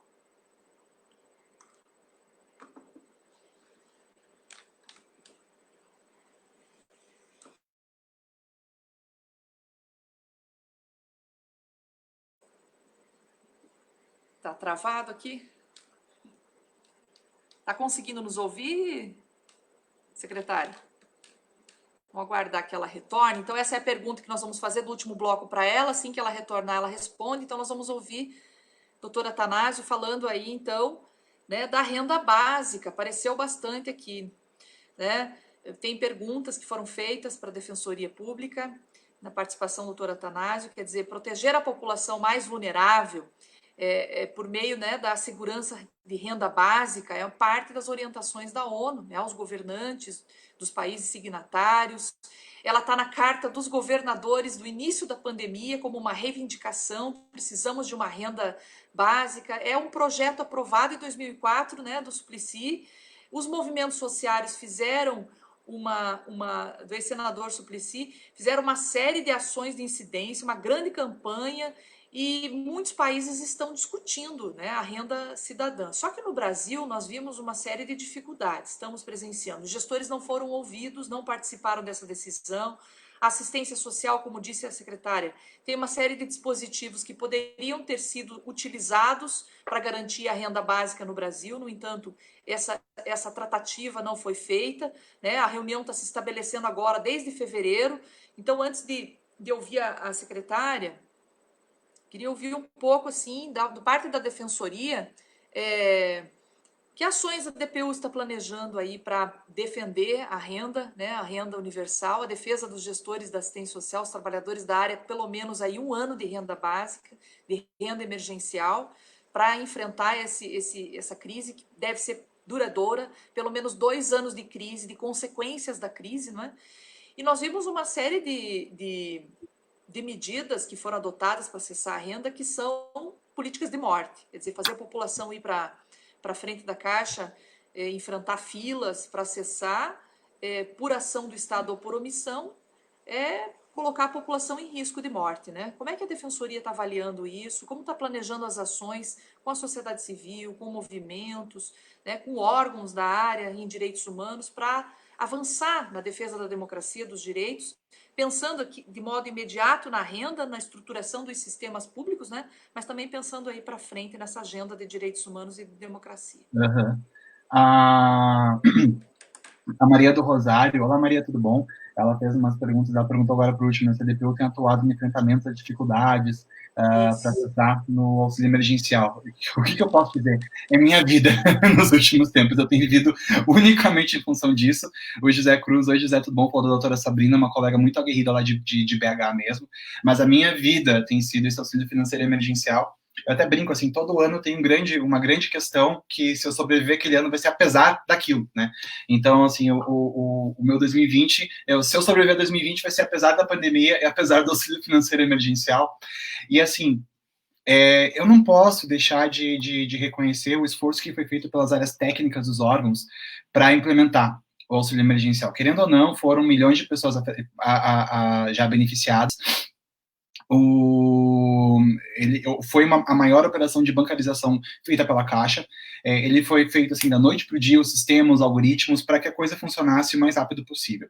O que acontece é que assim, a gente está tendo que trocar, como foi bem colocado agora mais cedo, a gente está tendo que trocar o pneu com o carro em andamento. E aí, desde o começo, logo que foi aprovado, a lei é do dia 2 de abril e os primeiros requerimentos já começaram a ser formulados dia 7 de abril via aplicativo da Caixa, né? Aí o que já apareceu, despontou de problema foi, inicialmente, o fato de que aplicativo para fazer requerimento num país com uma população hipervulnerável tão numerosa como o Brasil.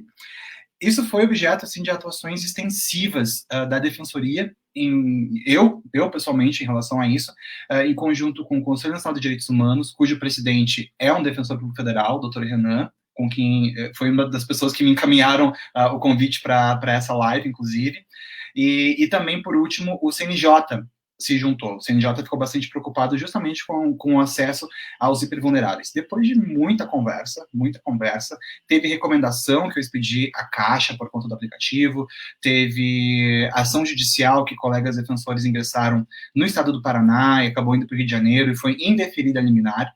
E vejam bem, pessoas, foi indeferida a liminar em que a Defensoria queria que houvesse uma democratização do acesso, que não houvesse uma vinculação do acesso ao benefício a um celular, porque todo mundo aqui deve saber, tu precisas de um celular, um número de celular para cadastrar o CPF e cada celular só pode estar vinculado a um CPF, ou seja, está vinculando o exercício de um direito fundamental, mínimo existencial, a uma propriedade, de um bem de consumo. O que sabemos é bastante esdrúxulo, né? E uma petição inicial da Defensoria Pública da União nesse sentido, Sherlock está dando reflexo, uma petição inicial da Defensoria nesse sentido, houve uma liminar indeferida pela Justiça Federal. Mas foi muita conversa, muitas reuniões com o CNJ, e aí se avançou, que agora atualmente, foi anunciado hoje isso, na verdade, mas já faz um tempo que a gente está sabendo que isso vai acontecer, um módulo de inscrição assistida no auxílio financeiro emergencial, para que os Correios possam fazer inscrição, e também vai haver uma mobilização do SUAS. Então, prezados gestores do SUAS aqui presentes, é muito importante a participação do SUAS, tanto não apenas no simples ato de cadastramento das pessoas no auxílio emergencial, mas também na eventual busca ativa. Eu sei que a gente está completamos no começo de dar muita responsabilidade para o SUAS, de deixar o SUAS assoberbado, né, e até seria interessante da minha parte ouvir qual é a impressão do SUAS a respeito de ter essa incumbência também de auxiliar a população hipervulnerável no acesso ao auxílio financeiro emergencial. Além disso, a gente está tendo muitos problemas no conta auxílio emergencial por conta dos bancos de dados que são utilizados. Alguns bancos de dados estão desatualizados, alguns bancos de dados não correspondem à realidade. Tem o fato de que foi usado o CAD único até o dia 2 de abril, sendo que muitas pessoas já estavam há um tempo sem atualizar o CAD único, teve mudança na composição familiar. Eu sempre reitero muito para os gestores, a gente tem tido muitas conversas muito proveitosas com o Ministério da Cidadania sobre o auxílio emergencial, né? Eu sempre reitero essa questão de que as pessoas mais simples, vulneráveis, elas não têm um cuidado documental tão grande quanto nós temos, né? Eu até brinco exemplificando para eles que se perguntar para a Receita Federal onde que eu moro, a Receita Federal acha que eu moro em Porto Alegre, sendo que eu moro em Brasília. O que aconteceu? Eu ainda não declarei que eu moro em Brasília para a Receita Federal. Imagina uma pessoa hipervulnerável, às vezes população em situação de rua, que migra para fins de emprego ou o que for, ela não tem todo esse cuidado. Então, de fato, os bancos de dados, eles não vão estar batendo exatamente o que ela declara no aplicativo, na hora de fazer inscrição ou o que for, e ela acaba tendo esse acesso obstado. O que acontece é que, assim, a Defensoria tem atuado extensivamente na solução desses problemas.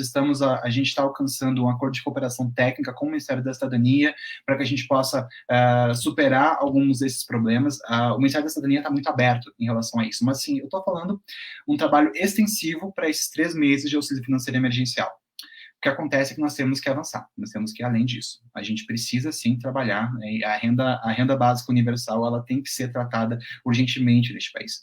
Isso é algo que eu estou convencido há pouco tempo, eu só realmente tomei pé dessa situação bastante recentemente. Eu assumi agora a função de DNDH no começo do ano, e eu acho que a gente precisa avançar, precisamos trabalhar a partir disso. E o fato de termos, então, obtido uma renda emergencial, eu vejo com muitos bons olhos, porque pela primeira vez o Ministério da Cidadania, então, criou uma expertise, isso é muito importante, ele criou uma expertise na concessão de renda universal para as pessoas, ele criou rotinas, temos a DataPrev com 17 bancos de dados que eles conseguem fazer o processamento de dados muito rápido a respeito disso, e já conseguem criar achar alguns furos, tem o TCU, tem a CGU, tem a DPU, tem todos os usos, né? TCU, CGU e DPU em cima do Ministério da Cidadania, justamente para auxiliar o Ministério na criação, não na criação, mas na implementação de uma política pública minimamente fiável. Eu acho que vale como, eu vejo muito como um piloto da renda universal, aplicando-se, efetivando-se a lei de 2004 do Suplicy, né? Eu acho que nós temos aí um espaço estratégico de uma incidência, e já fica a sugestão, né? De uma incidência estratégica para fins de, ok, se eles falarem que não sabem fazer, não, eles sabem fazer, eles sabem fornecer renda universal. Agora, que acabou-se de falar aqui a questão que o SUAS não desculpa, a gente não está conseguindo ler todos os comentários, mas falou que foi feito fora do SUAS.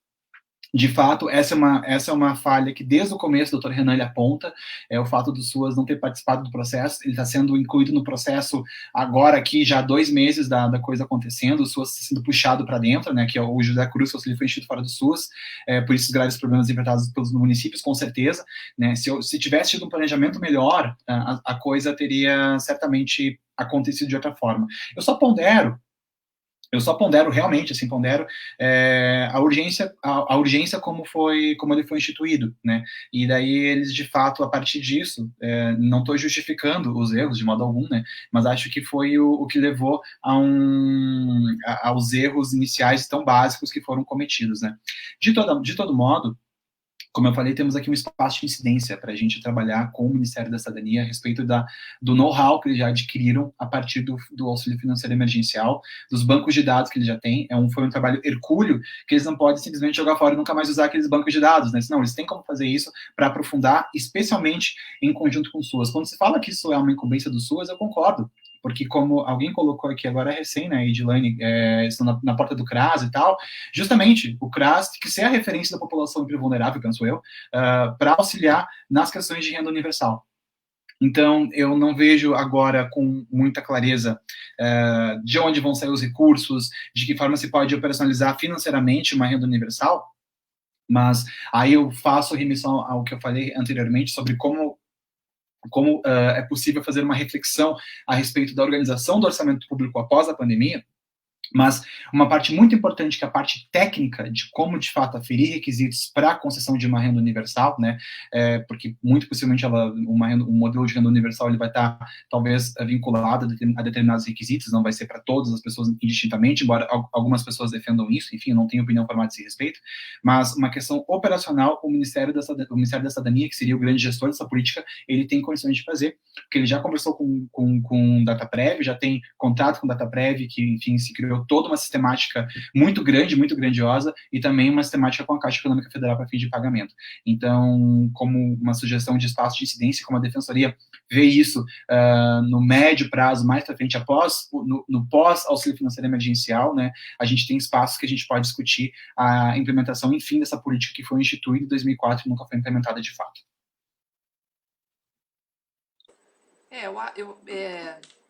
O Congemas participou do debate na Comissão de Direitos Humanos e Minorias, justamente tratando das barreiras no acesso da população mais vulnerável.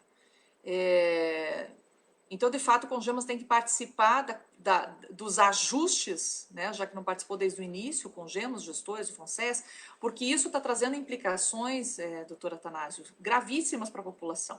Eu faço parte do Comitê do Nordeste, da Assistência Social no Comitê do Consórcio do Nordeste. Foi feito um estudo do BPC, por exemplo, que são os benefícios represados, mais ou menos 170 mil pedidos de BPC represados, apenas 28% receberam auxílio renda.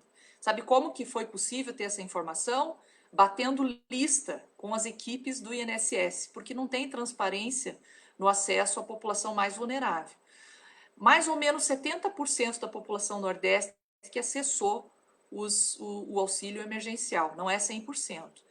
E também tem um debate conceitual, nós precisamos aprofundar, né? A Frente em Defesa do SUS tem feito esse debate, em que medida o auxílio emergencial é substituição de renda no campo do trabalho ou é benefício socioassistencial. Do ponto de vista conceitual, a assistência social é para quem dela precisar. Numa situação de catástrofe, emergência, ela tem que prover proteção. Do modo como ela foi organizada, está fora da assistência social. E o SUAS tem dispositivos no acesso ao benefício eventual lá no município, para as vulnerabilidades temporárias, o que inclui, né, a renda, o que inclui as situações por carência de renda, por vulnerabilidade econômica, né, poderia, nessa relação, essas dificuldades poderiam ser mitigadas ou bem menores do que elas hoje são. Fora isso, foram feitas uma série de sugestões por parte do Congemas, né? Sugestões de soluções institucionais que pudessem minimizar, né, na relação com o município, tanto em relação à maior cobertura dos bancos que pudessem acessar a renda, como também as declarações que pudessem ser viabilizadas por meio da rede de serviços. Tem município que todos têm condições, se fossem acompanhadas de condições institucionais e recursos, né, para fazer para atuar com essa responsabilidade. Se nada for feito, a população vulnerável continuará não tendo acesso, né?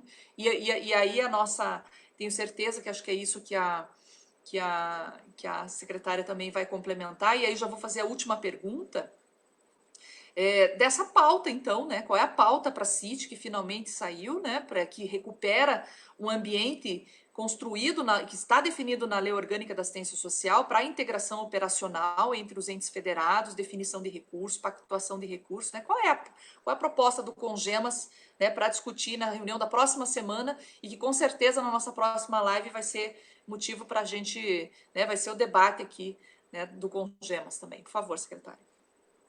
Bom, perfeito. Em primeiro lugar, eu queria resgatar um pouco da fala do Atanásio, que é uma questão que ela é muito rica. Onde é que nós íamos trazendo, quando o senhor fala do auxílio emergencial, né? Nós, todo dia, lutando aqui para tentar sobreviver à pandemia, sobreviver a N demandas que a gente recebe cotidianamente, de várias situações que vão se abrindo no fazer nosso. E dentro desse fazer nosso, nesse momento de pandemia, ele exigiu das secretarias municipais de assistência social em todo o país um reinventar. Nós estamos buscando diferentes estratégias para garantir o atendimento à população em meio à necessidade de um isolamento social. Eu vou pegar a partir do próprio São Luís, nós tivemos aqui no estado do Maranhão registrados ontem 39 óbitos. Então, o Brasil está fazendo um movimento que é inverso dos outros países. Os outros países estão abrindo os serviços agora, porque tiveram uma redução de casos. O Brasil não. O Brasil, ele continua dentro de um processo de aumento dessa curva de casos e abrindo serviços em face das questões de pobreza. A população mais vulnerável está sendo exposta para ir para esse processo, né? Eu tentei aqui ficar sem óculos por causa do reflexo, mas eu não consigo ler nada que aparece aqui e acabo perdendo nos comentários, mas vamos lá. Então, assim, a gente vem trazendo a necessidade de se repensar o serviço. Por isso, é muito importante que se entenda, por isso a gente vem lutando há tanto tempo, e agradecer a todos pela hashtag VoltaCIT, né, que deu efeito. Ela vai voltar dia 17, e nós, enquanto colegiados, já solicitamos que essa CIT vocês possam assistir essa CIT, nós possamos transmitir nesse mesmo canal que a gente transmite os diálogos, mesmo que nem todos possam ter fala, mas pode mandar no chat e a gente retransmite, lá representando os municípios brasileiros, mas a CIT, ela é pública e ela tem que ser assistida por todos. Todo mundo precisa somar nesse momento. E aí, quando se pensa do auxílio emergencial, a nossa grande inquietação sempre foi essa. Nós não fomos chamados para construir, entendemos a urgência, nós entendemos que precisava, não desmerecemos o esforço de toda a equipe técnica para fazer, mas o auxílio emergencial foi construído fora do SUS. No momento que ele é construído fora do SUS, hoje a secretária Mariana conversava de manhã comigo, com a presidente do FONSES, e trazia a questão dos Correios, trazia a questão do SUAS fazer o auxílio, né, do preenchimento do cadastro assistido. Ora, nós precisamos ter clareza. Quem é público da assistência social que vai acessar a auxílio emergencial? Quem é público da assistência que vai acessar o auxílio emergencial, que já está nos nossos serviços, já está no cadastro único. E o cadastro único hoje é autorizado até por telefone você poder fazer alguma atualização que for preciso.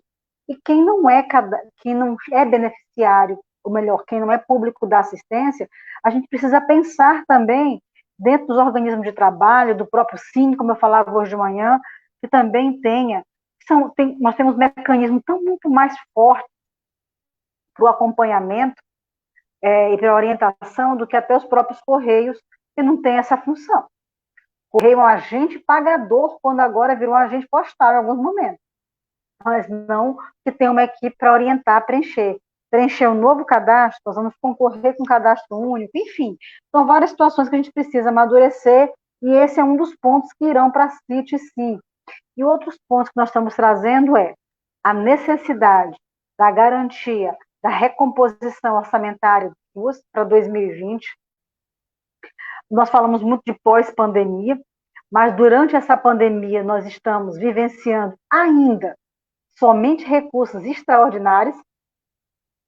Nosso recurso ordinário ele parou lá em fevereiro, como eu falei anteriormente, então precisamos também transformar esses recursos extraordinários em recursos ordinários, porque uma vez que o recurso vem para acolhimento, e eu vou expandir acolhimento na cidade, eu vou implantar, como eu falava hoje para a secretária Mariana, uma demanda muito forte que a gente está tendo é acolhimento para mulheres aqui em São Luís.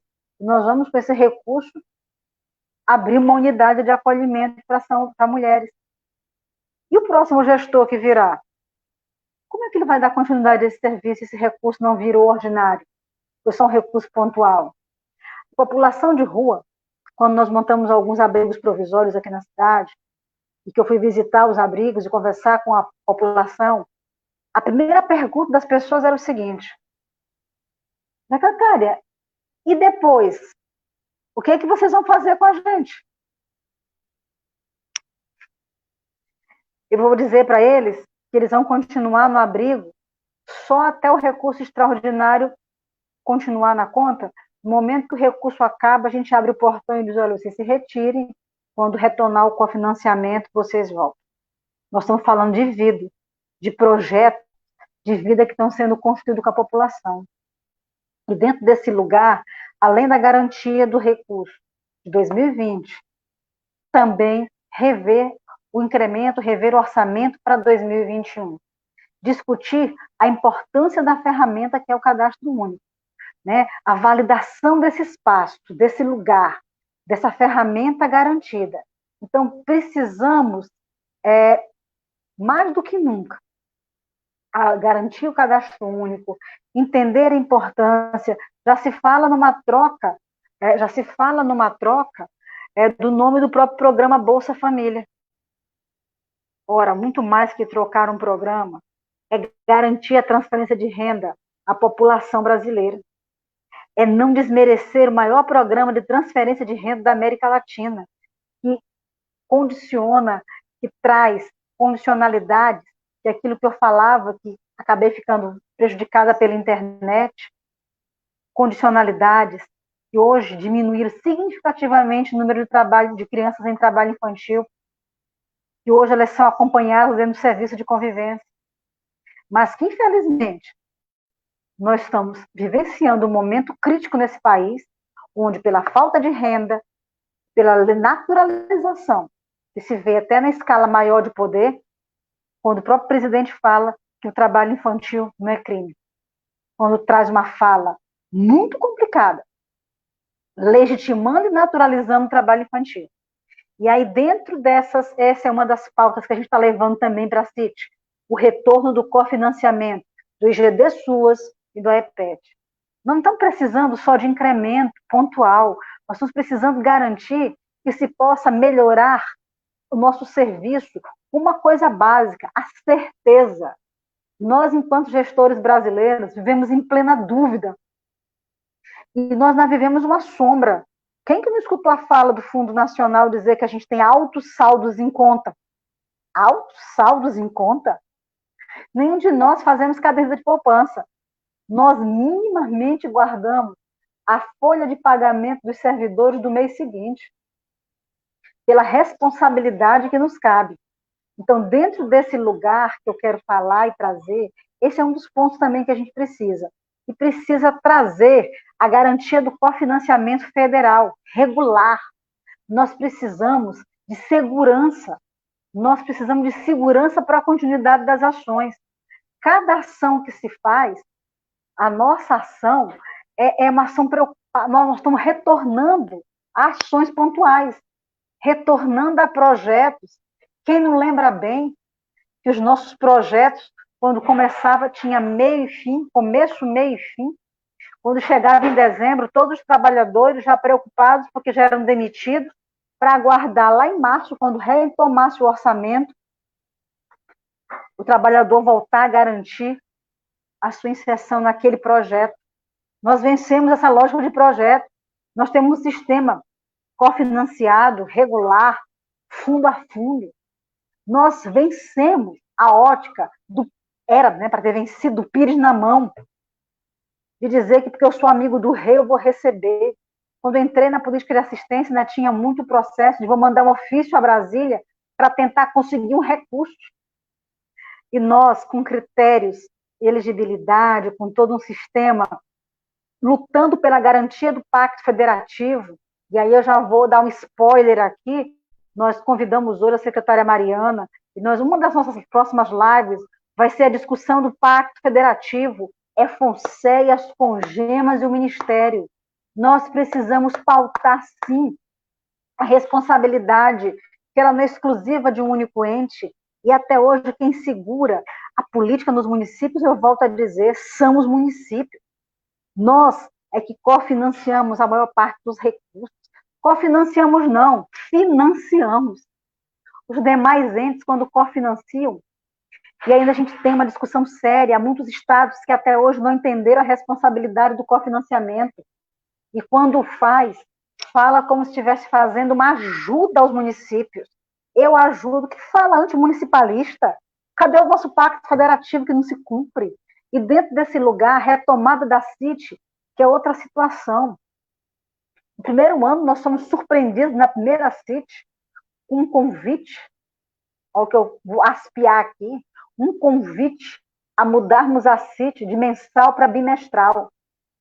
Praticamente assim, ou a gente muda a CIT bimestral, ela não vai mais acontecer, porque nós estávamos no mesmo momento lutando, a DPU foi uma forte parceira nesse processo, contra aquele rodão compressor que passou sobre todos os conselhos e instâncias, onde cada conselho, para poder voltar a funcionar, tinha que dizer que precisava existir. Nosso conselho passou por isso. Nós tivemos uma reunião de gestores que não foi de CIT, ela levou um outro nome, outro codinome, e dentro desse lugar, um dos pleitos também que se leva para a CIT é a retomada da CIT mensal. Uma vez que em face da pandemia, não dá mais tempo de a cada bimestre, e a última CIT nossa foi lá em fevereiro. Entendemos que houve uma mudança de equipe, mais do que nunca, nós precisamos estar afiados nesse processo, estarmos alinhados, ouvir os municípios. Nós sabemos as particularidades e especificidades. Alguém já colocou aqui, nós temos uma necessidade muito grande de estar inteirados, porque são para nós que as dúvidas recaem da população mais vulnerável. Alguém dizia, o SUAS parou, os CRAs estão fechados. Eu respondi na reunião que nós estávamos presentes, que nem que se quisessem, que nunca foi intenção nossa, o auxílio emergencial nunca deixou ninguém fechar nenhuma unidade. Fomos demandados diuturnamente para responder à população e explicar aquilo que a gente aprendia junto com ela. Que como nós não pactuamos, nós não decidimos, nós íamos buscando informação, lendo os inúmeros fax informativos, buscamos parceria com o Unicef para preparar uma cartilha mais didática para fazer chegar à população. Eu vou voltar a repetir, os municípios brasileiros se reinventaram, foram buscando estratégias e mais estratégias para poder atender a população. Seja call center, telefone, chamada, quem não pôde montar isso. Eu cansei de ver nos municípios menores as pessoas se vestindo do que podia, se protegendo para ir chegar na população que mais precisa. Acabou de falar aqui minha companheira do acolhimento aqui de São Luís, e nós enterrando os nossos mortos, nos despedindo dos familiares e saindo para as trincheiras de luta. E desse espaço, que toda vez que a gente vai falando, eu vou me emocionando, que eu não me emociono por nada, né? Todo mundo sabe que eu nem choro, não sou emotiva, mas trazendo muito forte esse lugar que a gente está. E quando a gente vai trazendo a necessidade do pacto federativo, a necessidade desse cumprimento, não é só dizer, eu estou transferindo um recurso extraordinário, mas recurso extraordinário ele precisa ter continuidade, porque, mais uma vez, eu estou ampliando o serviço e ele precisa continuar. Eu fui vendo, e mais do que nunca agora na campanha do PET, meus companheiros gestores, quem está fazendo de novo máscara está fazendo, quem está abrindo campanha, fazendo live, quem está inventando.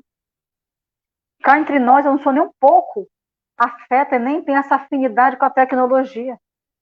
Eu luto para poder fazer com que isso aconteça. E a gente vai, todo dia, assim como eu, todo gestor se reinventando.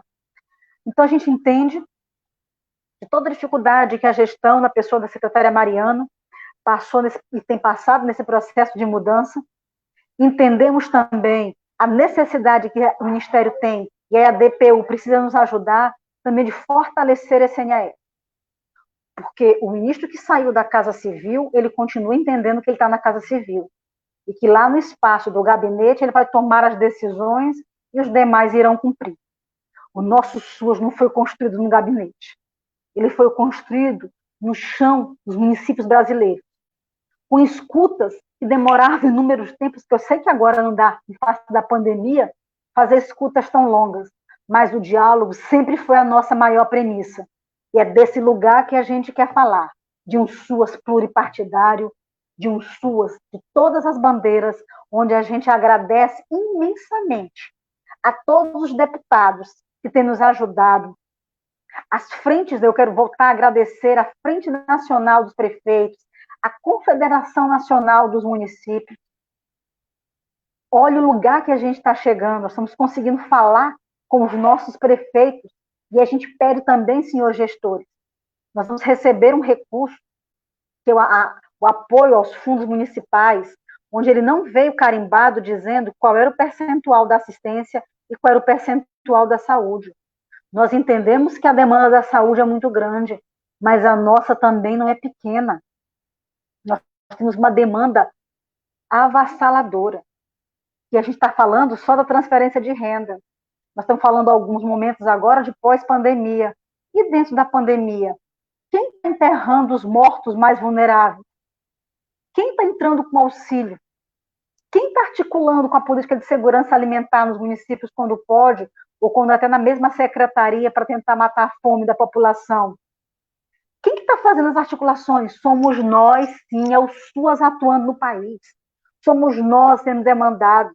Somos nós participando e cavando diferentes espaços, buscando parcerias até inusitadas, pensando em estratégias.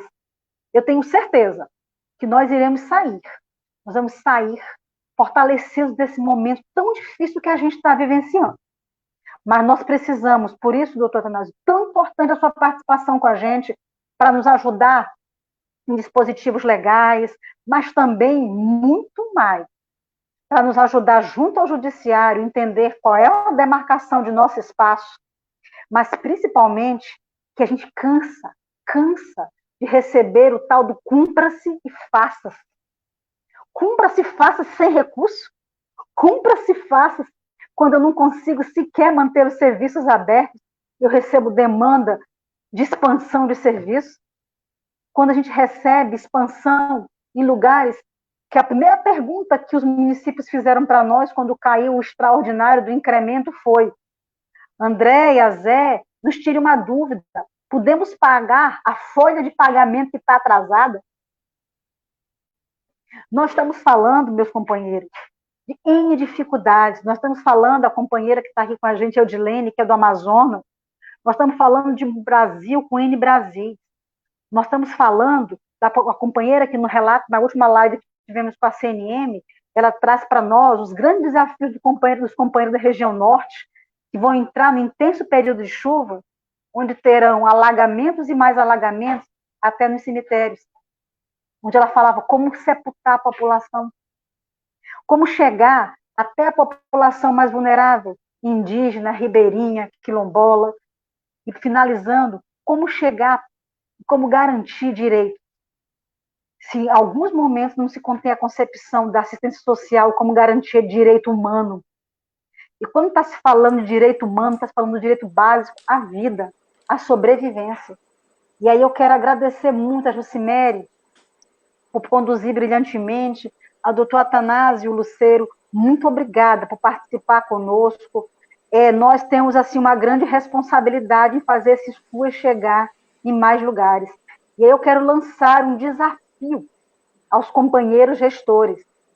Não só repliquem os diálogos do Congemas, eles ficam gravados, façam chegar aos trabalhadores, façam chegar a mais pessoas, mas também provoquem discussão nos seus municípios. Chame as câmaras municipais para pautar assistência social, chame as câmaras, as assembleias legislativas, provoque o seu parlamento federal. Nós precisamos pautar. Nós estamos disputando um orçamento de guerra. E dentro desse orçamento de guerra, na live da semana passada, o deputado Danilo Cabral trouxe várias frentes que foram travadas ali dentro para que se pudesse garantir também assistência social. Então, assim, nós precisamos do apoio de todos. Façam ecoar, mostrem para esse país o que nós estamos fazendo. Nós estamos trabalhando e trabalhando muito. Vamos dar visibilidade ao nosso serviço, ou nós vamos ouvir que as unidades não estão funcionando. Não estão funcionando com as portas abertas, porque eu estou numa cidade de contaminação comunitária e que eu não vou expor o trabalhador e a população para aumentar o número de vítimas. Mas eu estou atendendo, eu estou visitando, com todo equipamento, eu estou correndo, eu estou protegendo. E assim como todo mundo, a gente se reinventou. E aí eu quero pedir a todos vocês, divulguem, vamos fazer forte todos esses momentos. Essa semana é uma semana muito forte para os municípios brasileiros, a semana de combate ao trabalho infantil. E nós precisamos lutar pela retomada de nosso cofinanciamento. Nós precisamos garantir que não adianta querer tapar o sol com a peneira, como se o trabalho infantil tivesse sido algo que a gente já tivesse superado. Nós, infelizmente, não superamos ainda. E não podemos naturalizar, não podemos deixar que, pela falta de transferência de renda, mas principalmente de uma renda cidadã aos brasileiros, as crianças e adolescentes percam sua infância, percam sua juventude. Então, eu também quero aproveitar, convidar todos que se inscrevam no nosso canal. Nós estamos construindo esse canal de diálogo permanente, mesmo aqueles que não podem assistir a live nesse momento, ela fica disponível.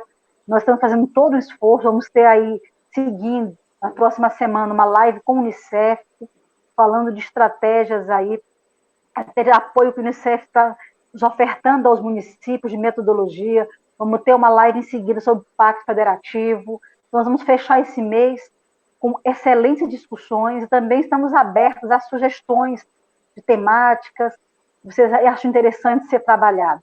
Então, a gente agradece imensamente a todos vocês. Eu disse na primeira live que a nossa ordem era esperançar. A nossa ordem também é fazer aquilo que Mayakovsky diz, na poesia No Caminho de Mayakovsky, ele fala que nós precisamos deixar de ser indiferentes. Um dia, vem, roubam nossas flores, não dizemos nada. No outro dia, o mais fraco dele rouba a nossa voz e não dizemos nada. Um dia, nos levam, mas ninguém mais vai lutar por nós, uma vez que não fizemos nada. Então, nós precisamos, mais do que nunca, estarmos juntos, fortalecidos, técnicos, gestores, trabalhadores e usuários. Nós precisamos manter essa aliança estratégica com diferentes agentes. Então, mais uma vez, muito obrigada à DPU por ter aceito o convite, muito obrigada por estar conosco. Temos certeza que esse é o primeiro de outros momentos que teremos. Muito obrigada, Jucimere. Muito obrigada a todo mundo que está até agora com a gente. Nós é que agradecemos essa fala brilhante, né, que posiciona de forma republicana os princípios, as diretrizes, aquilo que construímos de modo participativo, decolonial, nacional, aponta desafios importantes a partir do plano decenal, na centralidade que demos em direitos humanos. Essa live procurou tratar disso, né? A presidente do Congemas conclui sua fala com uma fala de uma mensagem, né, de coragem, de esperança, e que mobiliza, né, todos e todas que fazem parte desse sistema público a fortalecer o debate, a ampliar as discussões, né, a manter esse canal também, né, bastante fortalecido. E a postura do Congemas, a postura da presidente do Congemas é do diálogo, né? Nós vamos, em nenhum momento o Congemas abriu mão da sua postura e da possibilidade de construir o diálogo com a secretaria. Então, teremos aí outras lives com a secretária nacional, Mariana, com o prefeito, com outros atores, né, ampliando esse debate. Estamos aí na disputa do fundo público, nessa aliança com a DPU, com outros atores, né? Então, muito obrigada, parabéns aí pelo trabalho, pelo belo trabalho que faz, Andréia, à frente, com uma grande liderança, uma grande defensora do SUAS. Nós temos muito orgulho aí do seu protagonismo, da sua liderança. Obrigada. E vamos também ouvir aí as palavras finais, doutora Athanásio, agradecendo mais uma vez pela sua presença. Eu que agradeço imensamente essa grande... Alguém falou aqui no comentário assim, que a fala da Andréia foi uma aula. De fato, foi uma aula, e é um posicionamento muito, muito importante, muito incisivo, muito impactante do Congemas e de toda a luta da ciência social e do SUAS no nosso país, que é extremamente necessário. Você saindo aqui com mais um aliado, não que eu não fosse antes, mas agora com mais força, agora mais pessoalmente envolvido. Eu vou ser muito objetivo, porque eu tenho compromisso às 7 horas agora, minha vida não é tranquila, muita correria o tempo todo. Eu só peço, eu recebi perguntas que eu não vou responder todas agora, eu só peço aqui ao pessoal nos municípios, por favor, façam contato, busquem alianças com a Defensoria Pública da União nas suas regiões, nos seus locais. Os defensores públicos, eu posso indicar desde logo como ponto focal os defensores regionais de direitos humanos, são coordenados por mim, defensor nacional. Eles podem dar várias respostas a essas perguntas e podem ajudar vocês, os gestores municipais, a canalizar as suas angústias e ajudar, a partir disso, a pautar a atuação da Defensoria Pública da União em defesa dos SUAS. Então, o meu clamor principal aqui. Muito, muito obrigado por essas quase 2 horas aqui, que eu aprendi muita coisa. Espero ter contribuído com o debate, espero ter contribuído com informações, e deixo muito claro que a Defensoria está mais que à disposição para outras e outras e outras conversas com o Congemas. Muito obrigado, gente. Nós aqui agradecemos muito a sua presença, a sua disposição de manter essa aliança, né, e essa contribuição importante para a assistência social. Hoje nós debatemos direitos humanos e seguridade social, políticas sociais, em perspectiva decolonial, requer de nós uma análise crítica sobre como enfrentar a desigualdade, as violações dos direitos humanos, o que certamente demanda condições políticas e institucionais para a efetivação dos direitos, porque há um distanciamento entre aquilo que se diz e aquilo que se faz em direitos humanos, aquilo que está na lei e a realidade concreta da população. Por isso a importância de sujeitos que coloquem no centro do debate, né, o compromisso com os sujeitos de direitos, com os usuários dos serviços, dos benefícios, com a população que vive do trabalho, aqueles e aquelas que vivem os efeitos da desigualdade histórica. E também com os sujeitos coletivos, né, esse debate sempre em sintonia com aquilo que os movimentos sociais, as organizações em direitos humanos apontam como projeto de país, como defesa, né, pela radicalização da democracia na direção da emancipação humana. Por isso, demos importância, centralidade aos direitos humanos, pensando também que direitos humanos se efetiva na integração entre os direitos de liberdade, direitos de igualdade, e que esse processo é histórico e tem que ter horizonte. Hoje falamos de esperança mais uma vez, falamos de coragem, né? E por isso nós encerramos essa live dando, né, centralidade também aos direitos humanos como uma construção social cotidiana. Queremos agradecer a participação de todos e todas, convidá-los para a próxima live na próxima terça-feira, no mesmo horário, 17 horas. Façam aquilo que a nossa presidenta comandou.